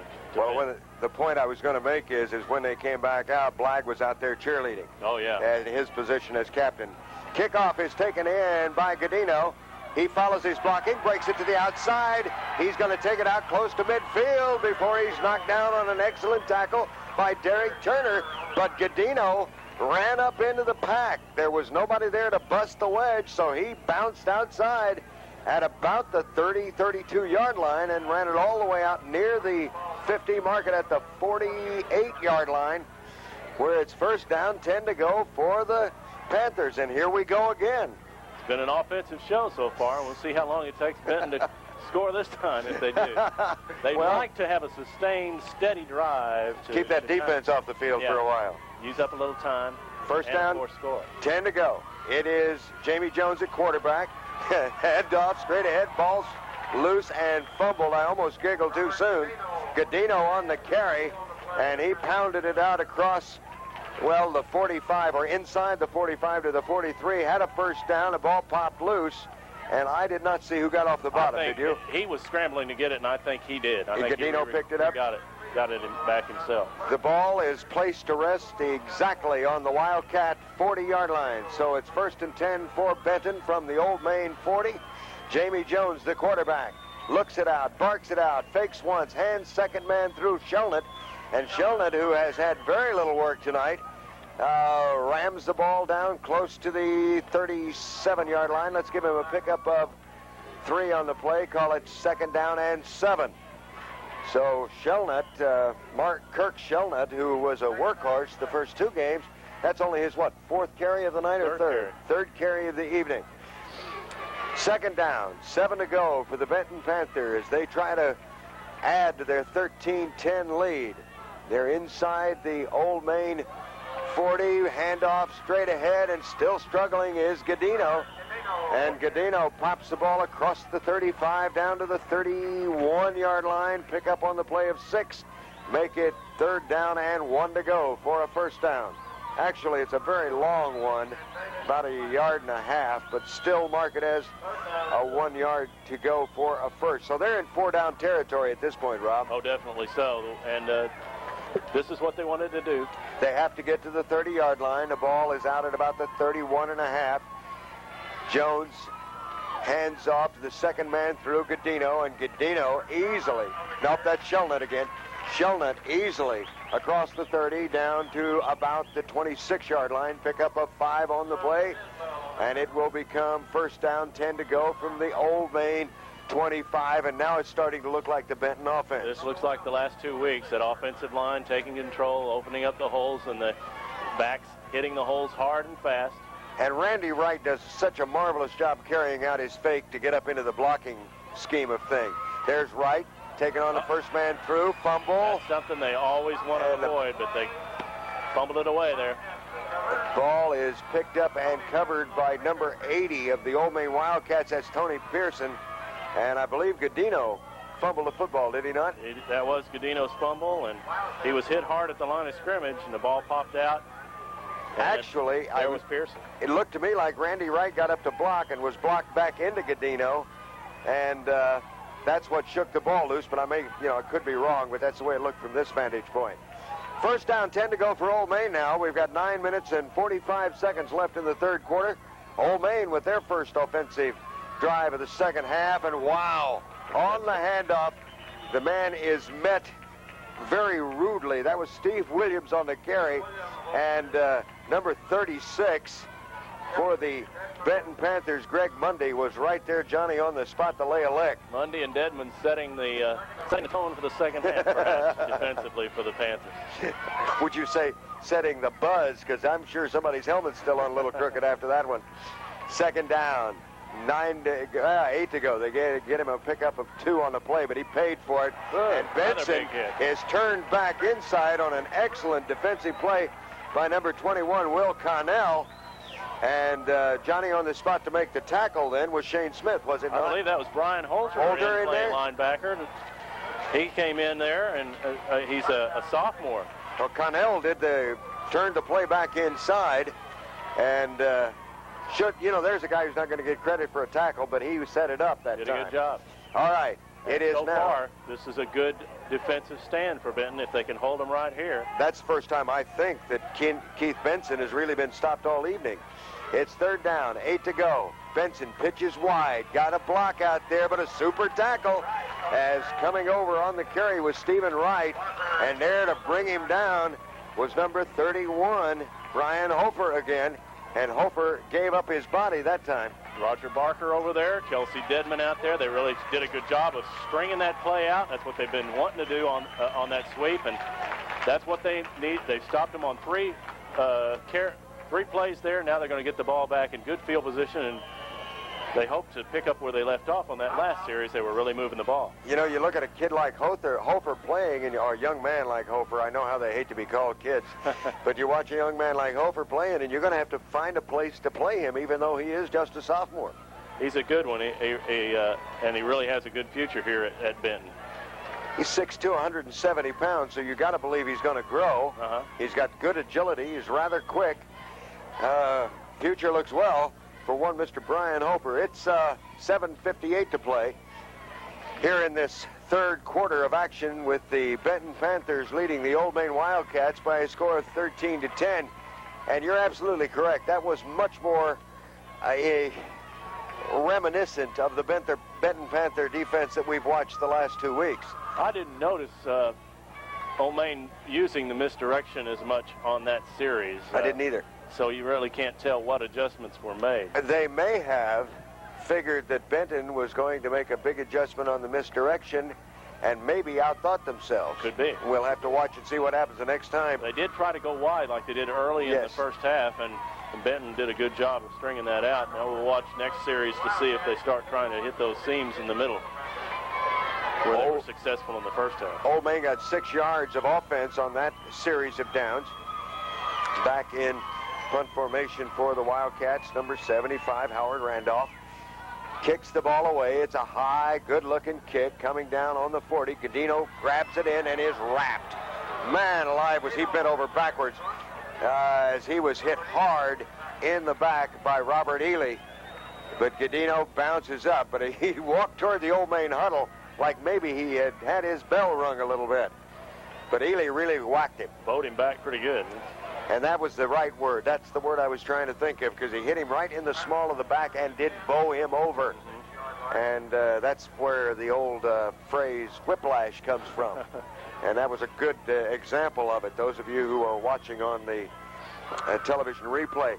The band club would like to say a special thank you to Jerry Toland, the owner of the Dependable Sanitation, for handling the trash pickup for the concession stands here at the ball games. Panthers on the prowl again. Ooh, straight ahead. That is Gadino, and he's knocked down after a pickup of 1 or 2. New quarterback in the game for this series is Brad Collett, or Collett, am I saying that properly? You got it right. Brad Collett. You know, sometimes you get wrapped up in Connell and Collett and Godine and Gadino and Goheen. It's Goheen and Gadino and Collett and Connell. It looks like they want to have a look at Gadino, as the Benton Panthers have called a timeout, and they're going to take Robert Gadino, out of the ball game. And I think that all goes back to that hit on that kickoff. He's so tough. I think he's still a little wobbly, though. He is indeed. And get over here. He ran into a pile there on that last play, and he's a little wobbly-legged on the sidelines. They've got him sitting on the bench. Well, let's see who came in to replace him. Number 24. That's Greg Rogers. Greg Rogers into the ball game and 43 also in for the Panthers is Greg Little. And this is Collett trying to run wide. We've got a flag right at the line of scrimmage. That would usually indicate a holding penalty against the offense, as Collett sprints the ball out to the left, and he is knocked down after a pickup of 2 on the play. But we have a flag, and it appears they're talking to Ole Main, and it is against the Benton Panthers. He gave a preliminary signal on that, and I just caught it as he was finishing up and didn't see it. Well, we'll get it again. Surely he'll give it to us. Holding? Holding, I believe. Second down will be replayed. Let's see what they mark off. They're going back to the line of scrimmage and stepping off. 5, 10. 10-yard penalty, so it will be a holding penalty of one form or another. Chris Ramsey just came over and had a comment with the coach. Now he is on the sidelines, and Goheen is in and split wide to the right. And shadowing him everywhere he goes is Derek Turner, who twice tonight has prevented Jake from coming down with a pass. Here's the pass, and no, it's not going to get away, as setting up to pass was Collett, wrapped up in the backfield. And the first man to get to him was number 65 of the Ole Main Wildcats, Robert Darter, the nose guard. And it looked for a second as if Goheen had all the time in the world, and Darter kind of sneaked in under everybody, stood up and wrapped him up and put him down. Loss on the play of about 3. It becomes 3rd down and 23 to go for the Benton Panthers, and I'm sure this is not what Coach Veit had in mind. Not at all. That holding penalty is holding, and the fumbles, the mistakes are things that Benton has to avoid at all costs. And once again, it is Collett trying to get outside. He had a man open downfield, but could not get in a position to throw. Greg Little was open across at about the 45-yard line, which was close to the original line of scrimmage, but Collett couldn't bring it down and throw it, and was run over and run down over near the western sideline. So it becomes 4th down and about even with the line of scrimmage. So it's 4th and 23. 5 minutes, 30 seconds left to play here in the 3rd quarter. 13-10. Benton leads in a game that's not very pretty right at this moment. Both teams have reestablished their defense. Good kick. Whoa, what a kick. What a kick. And downfield to make the reception was number 17, Dion Ackland. And he brought the ball in at about the 27-yard line, banged it out across the 30 to the 34. 7-yard return by Ackland, who will now set up as the wide receiver for the Ole Main Wildcats. The split end, the flanker, whatever you want to call him in their particular I formation setup. It is Connell, Dedman, Mundy, Nix, Windsor on the defensive line for the Benton Panthers. Also in the ballgame, Randy Wright. Number 20, Shane Smith in there on defense for the Panther, and Ole Main once again to the attack. Benson with the football. Evades 2 would-be tacklers. Gets away from Shane Smith, and just as he starts to turn it up, he is pounded by Roger Barker. Boy, he is a sure tackler once he gets close to a ball carrier. Barker is 6'3", 190-pound junior. That means he's coming back next year. With the experience those juniors are getting this year, bodes well for Panther football for '89. It's really a junior-sophomore team. Got some very talented seniors as well, but most of the a lot of talent in the junior and sophomore classes. Benson got a pickup of 3 on the play. It's 2nd down and 7 for Ole Main. Benson, quick handoff straight ahead to number 34, pounding his way through, Steve Williams. Williams hit the ground, fumbled the football, but the whistle had blown, so it will remain in the possession of Ole Main. Give him a pickup of 1, make it 3rd down and 5. And I hate to say this because it sounds so doggone redundant, but with 4 minutes left to play here in the 3rd quarter, this is a big down. Benton's reestablished its defense, and if they can hold here again, they want to try to get the offense in good field position. Benton needs the stick on this down right here. Ole Main with the ball. Fullback draw play. Ball's loose. Is it a fumble, or did he blow it dead?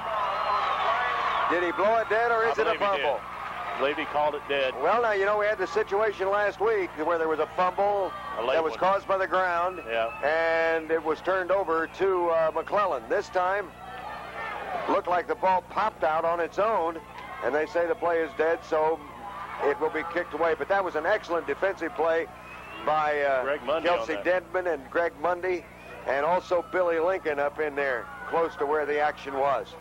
The football will stay in the possession of the Ole Main Wildcats. There was a loss on the play of 2, make it 3. It now becomes 4th down and 8 to go, and they will kick the football away. And once again, it's Howard Randolph to boot away, and he does. A low line drive. It's back to Goheen. Fakes. Good reverse. Block. Great block there by number 57. That's Aaron Windsor. Aaron Windsor on a superior block. Goheen brings the ball out across the 30 to the 32-yard line, where it is 1st down, 10 to go. Benton from their own 32-yard line, but what a block by Windsor. Indeed. They faked a reverse. I saw Gudino back in there. He's okay, which is good news. They faked a reverse to Gudino and really set up one of the Ole Main defenders for that block from Aaron Windsor. He really popped him and gave Goheen a chance to pick up another 5-6 yards. 1st down, 10 to go for the Benton Panthers from their own 32-yard line.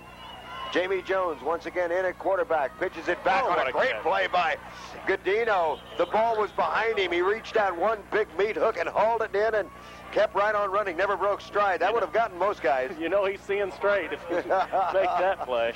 Either that or he's seeing double and it took 4 hands to catch it. I don't know. That was a great play. Yeah. Boy, he just put the ham hock out there and drew it in and never broke stride. Matter of fact, picked up 5 yards on the play. Second down, 5 to go for Benton from the 36-yard line. Well, make it close to the 37. Jamie Jones barks it out. Straight ahead handoff, this time to Shelnut, trying to get outside, breaks one tackle, but he's all down after a pickup of maybe 1. That was very close to Maurice Fields. Almost got back there to knock that pitch down, headed for Shelnut. It was very close to being not only knocked down, but picked off, and if he catches that in the air, it's touchdown Ole Main. Good night, nurse. It's all over. We have an equipment repair on the field. Benton breaks the huddle and heads up, but we've got a Ole Main Wildcat trying to put his shoe on over there. It's really odd at this point in the game, 2:23 in the third quarter. Look down and see Kirk Shelnut with 5 carries and 16 yards. Yeah, and a matter of fact, he only got 1 on that particular carry. Third down, 4 to go for the Panthers. They need a first down the worst way. Handoff straight ahead to Randy Wright, and Wright on his, what is that, second carry? That's first carry of the night. Picks up 8-9 big yards. Give Randy Wright a pickup of 8 all the way out to the 45-yard line. First down, 10 to go for Benton. Smart play that time by quarterback Jamie Jones. Good call. Leave it there, yes. Now, he reads on that, does he not? As far as I haven't really talked to Coach Fight about that, whether or not he actually lets the quarterback make the read on that play or not, if it's predetermined or not. I got you. I imagine sometimes it is and sometimes it's not. Oh, who got it? I think Jamie Jones fell back on that. Jamie Jones had the ball pop out of his hands on the exchange. It went up in the air, but like you said, it was Jamie Jones, Johnny, underneath as he dove in among the white-shirted bodies out there. He picked up a couple of yards. And picked up a yard on the play. Second down, 9 to go for Benton Panthers. The ball rests on their own 47-yard line. This might be the kind of sustained drive that they've really needed all night long.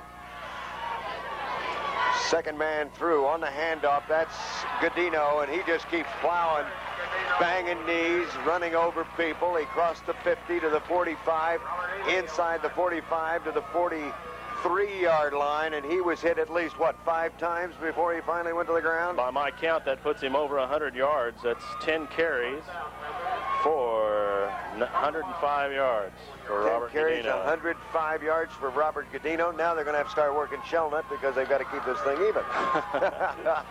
3 games in a row, Godino's been over 100 yards. Jamie Jones, the quarterback for the Benton Panthers. Hands off to Randy Wright. Randy plows ahead for 3-4 big yards. Give him 4 on the play. Call it third down and 6. No, I'm sorry, you only got 3. Call it third down and 7. As Randy Wright was the man with the ball carrier carried the ball that time. Coming out of the ball game for Drew Yoakum. And let's see who's in for Drew. Coming in is Jake Goheen. Goheen, when he comes into the ball game, splits wide. When Yoakum's in, he lines up as a tight end. Be interesting to see the call this time. Jamie Jones fakes, hands off to Wright. Wright plows ahead for 3 more. They got a soft spot in there off tackle for Wright to run through, and they're doing a good job at the guard spots.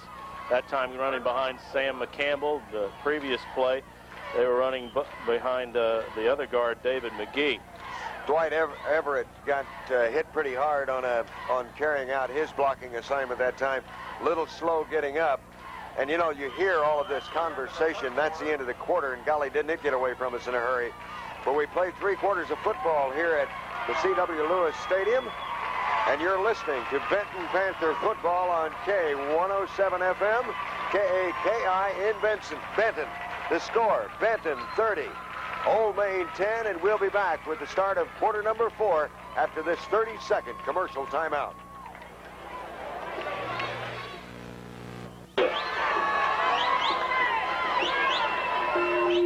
We're back, and the first handoff goes to Godino, and just as he starts to make his cut, I think he tripped on his own. Did he? Don't you believe? There was a defensive player in there that might have gotten a. If he got a very small piece of him, because may have just stepped on his foot. He might have, because Godino just turned his body sideways, knifed forward, picked up one. So it's now 4th down, 3 yards to go still. And Benton is going to go for it from the Old Main 37-yard line. Here's the handoff, straight ahead. That's Godino again, and he's working his way, trying to get it across. He's very, very close to a 1st down. Boy, a lot of effort on both sides on that play. Godino really working hard, and I don't know if they gave him a good. Depends on the spot. Yeah. He was struggling. Robert Godino did not play here the last year, did he not? He was up in Bryant. He was in Bryant. He played here as a sophomore. And tonight, as I was coming into town, came in Sevier. And every time I think of Sevier, I think of Don Sevier over at Arkansas Tech, who's a really great guy. There's 1st down. He made it, and he made it on cuts alone, did he not? A great surge from the line, and he was following the blocks of Wright and Shellnut in there, and picked up a big 1st down to sustain this drive. And this is really a clutch drive right now. This is what you call a team 1st down on that one. Indeed. Godino gets the yardage, but the team gets the 1st down, and well-deserved so. 11 minutes left to play here in the 4th and final quarter. Handoff straight ahead. Godino down over the 35 to the 33-yard line. And it looks like Coach Veit has figured out early something that you and I didn't figure out, I'll be candid with you, that they're keying on Shellnut, and Godino is the man to run. Could be. Could very well be. Every time I look up and I see away from the football, I see Godino and number 80 of the Ole Main Wildcats, and that's Tony Pearson, the big defensive end. Could be that they're just picking on that side with Godino. It could be. There's Shellnut. There's Shellnut, and he high steps his way through for about 7 yards. That's another 1st down as Shellnut takes the ball all the way down to the 22-yard line. Pick up on the play of 5, 6, 7 yards. And we have a player down on the field for Ole Main. I didn't get his number. Can you see it from where you are?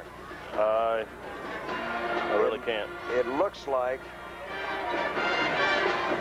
a 20, but I can't tell from here. One of the 20 series numbers down on his knees, and he looks like he might have had his bell rung. David McGee was the injured player. They walked him to the side. David McGee, listen to me. I think it was Mark Jones was the injured player. I was thinking of McGee. And they marched him over to the sideline where he's now being attended to by the trainer. And Benton is back on the attack. 1st down, 10 to go. Handoff to Shellnut. He breaks it across the 20 down to the 16-yard line. After an excellent fake to right up the middle, second man by was Shellnut. He picks up about 7 on the play, would you say? Second down, give him 6, 2nd down and 4 to go. And now it's Shellnut's turn to put out a little effort. They're really wearing Ole Main down now. They're just beating them physically, and this is the kind of thing that that Benton was wanting to do, establish an offensive flow and give this defense a little chance to rest. And what they need to do is finish this off and put some points on the board to give them a little breathing room. There's Godino spinning his way through. He's hit by 1, hit by 2, breaks 1, breaks 2 tackles, takes it across the 10, down to the 7-yard line, and he was hit by everybody and the sink, and still kept spinning and pounding his way down. Great job. Just great effort he's putting out there. Pick up on the play of 7 yards again. They call it we'll call it the 7-yard line. Down to the 7-yard line, 1st down, and goal to go.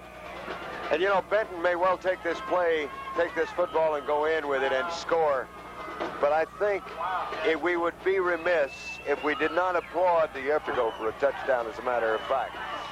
Jones barks it out, turns, hands to Godino, who dives down close to the goal line. It looked like he almost got in, but not quite. Well, right behind the tackle on that side, Dennis Bird, and I think that McGee on that side as well, and just almost made it on the surge.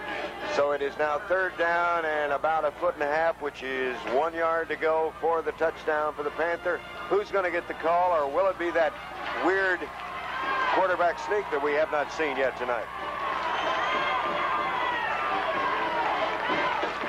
Handoff, Shelnut in, touchdown. He's really got a nose for the end zone, and he's got it. Boy, did they, and you could hear that pop all the way up here when pad met pad, but Shelnut took it in, and it's now 19-10 in favor of the Benton Panthers.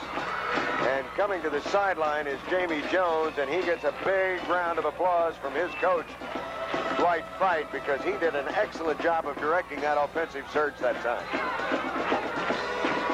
Who's going to kick it? Gadino. Looks like they may try for two here. Yeah. They need to make up for the miss. Let's see what happens. Put it out of reach. This would mean that Collins, the quarterback. He spins, hands, fakes. Now he throws wide open in the end zone. Brian Holter, the tight end there. Brian Holter, that sophomore again. Oh, what a great play. He had everybody, including yours truly, believing that Kurt Shelnut was carrying the football. Everybody turned around to see if Shelnut had broke the plane, and College stood up, found Holper all alone in the back of the end zone, and hit him for the 2 points. This way, touchdown and a field goal, they'll have to, the pressure would be on Ole Main to score a 2-pointer themselves to tie it. And they would have to score 2 touchdowns now to get a victory. Have you ever met Ole Main coach Burrell? I've just talked to him on the phone. Classy guy. Classic guy. Of course, there's an awful lot of classy coaches in Arkansas. We're very lucky. Got him on both sidelines tonight. Yes, we do. Dwight Fight is a classy guy, and he put in his time to become a head coach. And Greg Burrell is the same way. He put in his time as an assistant. There's the kickoff. Ball was downed as Michael Nunnerly reached down to pick up the ball. He put his knee on the ground for stability. And sorry, Michael, that means you're down. We start from here. First down, 10 to go for Ole Main from their own 24. We have 8 minutes and 18 seconds to go. You know, it's always bad when you say something nice about one coach. You feel obligated to say something nice about another coach. Because you know both guys are working hard and trying very hard. I will be honest with you. I've met some coaches that I didn't care for, to be honest. And they found it very hard to say anything nice about them. But that's bad stuff. Keith Benson, the quarterback, wants to throw, looks back on the screen, hits his man, does a super job with the football. That's Maurice Fields on the catch there. Fields again, who has done a great job all night. We're liable to see a few passes now. That was a screen set up to the left side. They let the Benton defenders come on through, and Fields did a good job of making the catch, avoiding one defender and turning it back against the grain, picking up, looks like about 6 yards, maybe 7. I don't know how you saw it, but it looked to me like if he had just cut it up the sideline, he had a better chance of getting away than dancing back to the middle. But that's not the pressure he feels down there. That's from here, completely insulated from the action. Back to pass is Benson. He's looking downfield, getting pressure from all over. Now he sprints to his right, cuts it back. He's going to be hauled down and thrown to the ground. And guess who? Kelsey Dedman. As he was hemmed in by Heath Nix, Greg Mundy, Will Connell back there. They just had him all pinned in and set him up, and good coverage in the defense in the secondary that time as well. They flooded one area over here on the right, and Benson rolled right, and they had both receivers covered, so he was forced to try to go back the other way, and when he went back the other way, there was Kelsey and Heath Nix. Circumstances, though. Boy, oh boy, I could see Benson when he looked up and saw that big number 60 in front of him. He just said, I'm going to wrap up and get as little out of this as possible. All right, here we go. It's third down, 23 to go for Ole Main.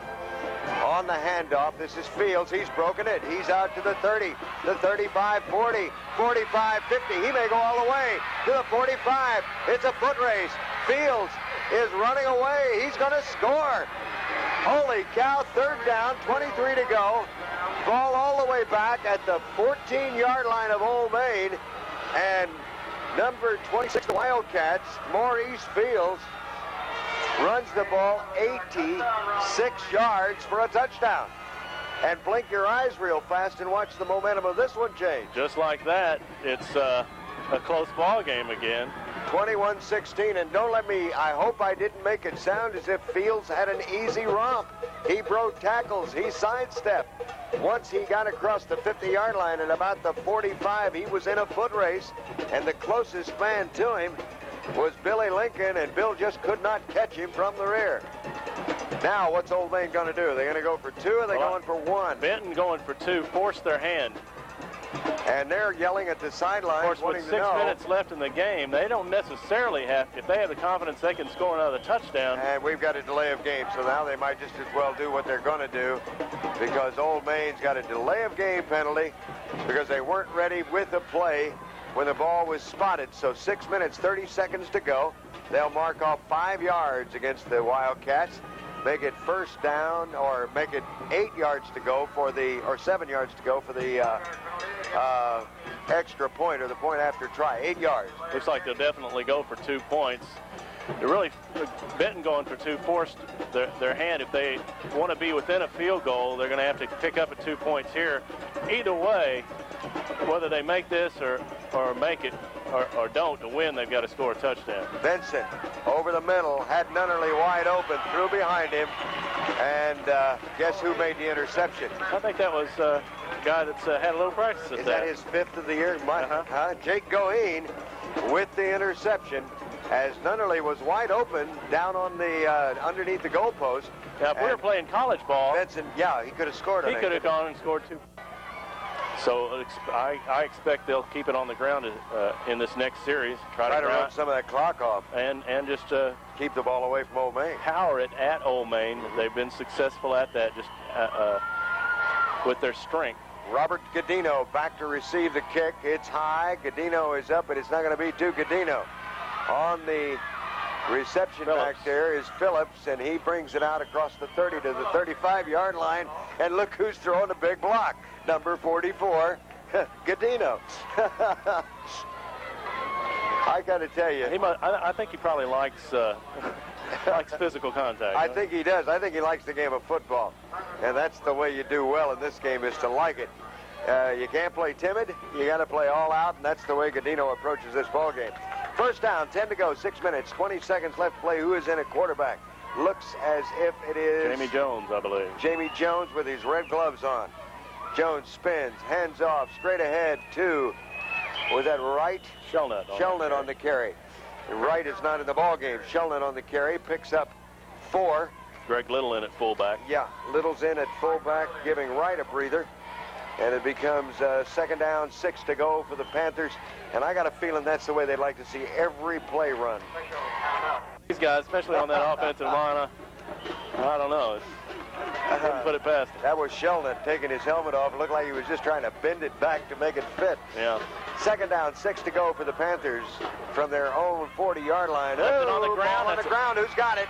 Looks like Ole Main might have come up with the recovery. Nope. It's Benton's ball. Let's see who comes up. It's Godino. Robert Godino was the man who got in underneath and saved the moment for the Benton Panthers, because had Ole Main been able to recover that ball, it would have been theirs, 1st and 10 from the Benton 35-yard line. Loss on the play of about 7 yards. So it's 3rd down and more than 10, actually, but we'll call it 10 yards to go. 3rd and 10 for Benton. The ball at their own 35-yard line. Big play with 5 minutes left to go in the ball game. At this point, you just want to take care of the ball. He's got Goheen wide open. Oh, he dropped the football, and Ole Main's got it.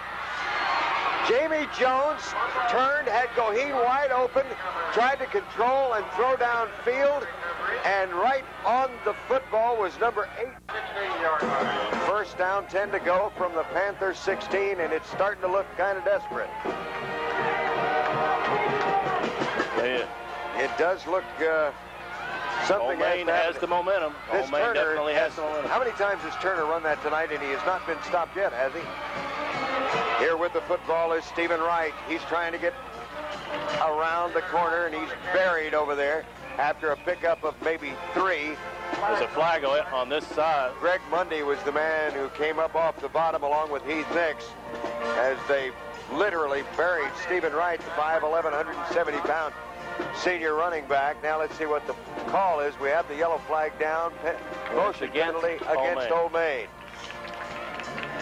That's happened before. We've got 3 minutes, 42 seconds left to play in this football game. 21-16 the score in what has been a thriller. And Ole Main knocking but they have to have a touchdown. A field goal is of no virtue or value to them. Moves the ball back out close to the 21-yard line, where it now becomes first down, 15 to go. Time down to 3:42 left in the game. And running. The clock is running. And I don't think Ole Main wants to stop it, frankly, if they can keep moving the football. That penalty could prove big if they can't. They've got a long way to go. Keith Benson, the quarterback, rolls to his right, looks downfield, has some blocking. Now he's shut off, he's surrounded and knocked down at about the 19-yard line and taken out of bounds as coming up hard on the tackle for the Panthers was John Brewer, number 22, and also up in on the tackle, number 21, Will Connell. And he has played a great game tonight. Brewer. Roger Barker was in on that play as well. You know, you can't. There's a guy who's in on almost every tackle to his side of the field, and I keep overlooking him, even though he's usually the last one up out of the pile. Roger Barker plays tough D. It's a pickup of 1, second down and 14 for Ole Main. The ball just inside the 20 of the Panthers. A and here's big a great play right defensive play by Mr. Mundy. Greg Mundy was there with Stephen Wright on the handoff, and he simply gathered him in and pulled him down. But we have another flag on the play. Mundy is in this second half especially, and he did it a little bit in the first half, follows that pulling guard, just comes out behind him and picks off the ball carrier from behind, trailing the play. That was a holding penalty called against the Ole Main Wildcats. It is declined by the Panthers because there was a loss of 4 on the play. So the ball now goes back to the 18-yard line where it's third down. It's back at the 23. 23, rather. Third down and 19 or 18 to go. They wanted to use up that down, put the pressure on Ole Main. There's just 3 minutes left in this game. What will Ole Main try to do now? I would think throw on a third down and 19. We'll see. He pitches back, like and it's a halfback pass. It's Randolph, and there's Goheen on the interception. He's out to the 10, the 15, 20, and ridden out of bounds at the 25-yard line.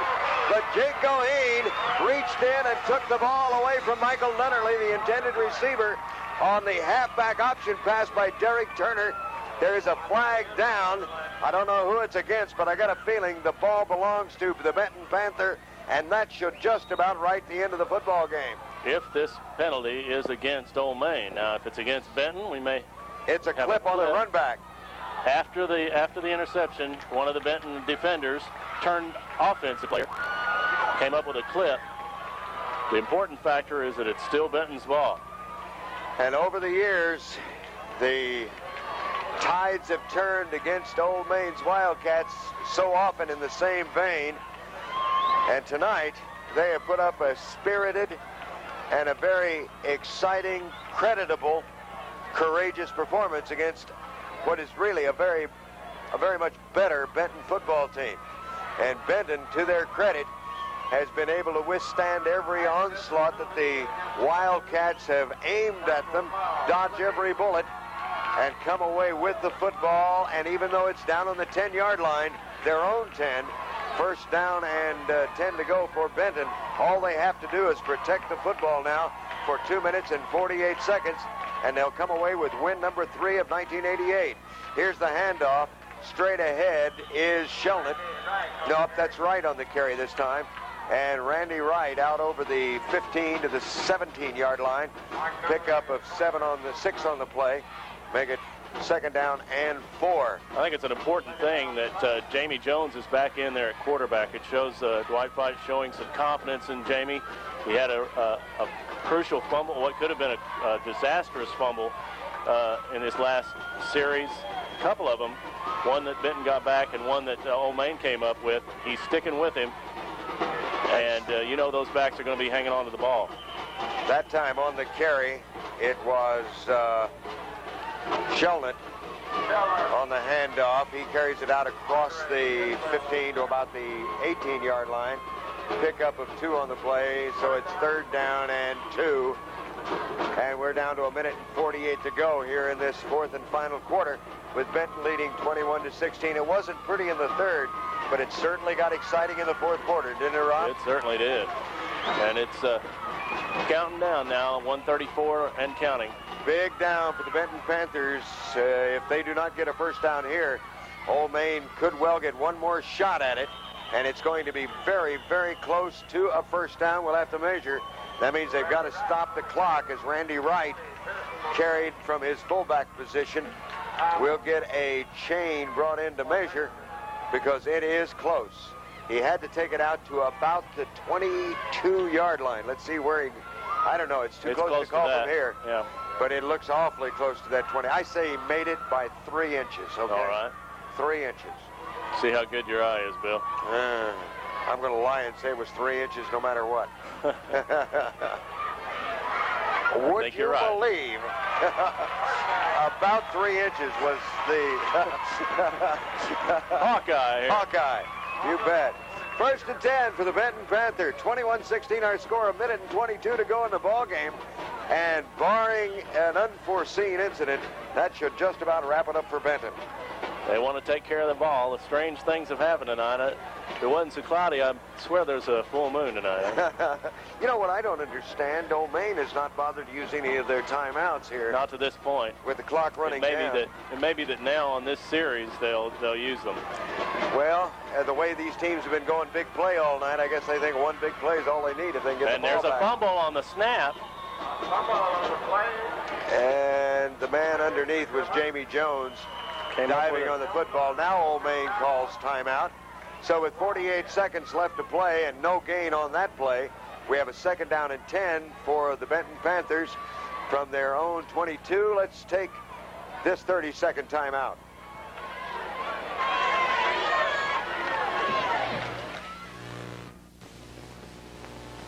You're listening to Benton Panther football on K107 FM, KAKI in Benton, and it has been an excellent football game tonight, Rob Patrick. Wild and woolly. It's 21-16. Benton is leading. 48 seconds left in the game. That last play, a center exchange with 48 seconds left on your own end of the field. And I wonder if it's those red gloves. I don't know. He's worn those in all the games, and it's been warmer than it is tonight. But he's got to be shaking his head at this point. He might be thinking about taking them off. He has taken them off. He may not have had them on this last snap. I didn't notice. I didn't either. All right. Second down, 10 to go. Just falling forward on the football. And a flag. And a flag falls. Stop that clock. 44 seconds. That clock stops again. And let's see what this infraction is all about. I'd like to see what's going to be your lead for this game. Boy, I'm going to have to think about this. I'm going to have to think about it. The shades of deja vu. Motion. I don't know. I'm going to have to think about this one, I'll tell you. You know, it's this football game, barring any unforeseen incident, is going to be a W for the Panthers, but I don't know of any way that you can eloquently say exactly how close the ball game has been and how hard fought it's been without saying just that. Yeah. It's been a close, hard fought football game. And it really wasn't expected to be by perhaps anybody other than the Ole Main Wildcats and Coach Dwight Fight and his staff.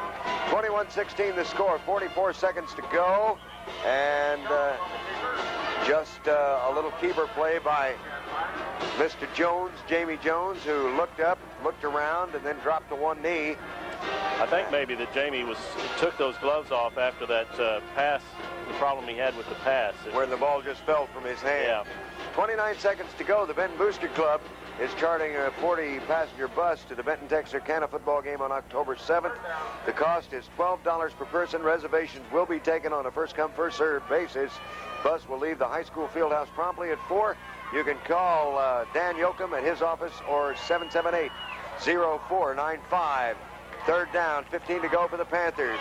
And that's the end of the football game as they counted it down. The clock ran out, and Benton has come away with a hard-fought 21-16 victory over the Ole Main Wild.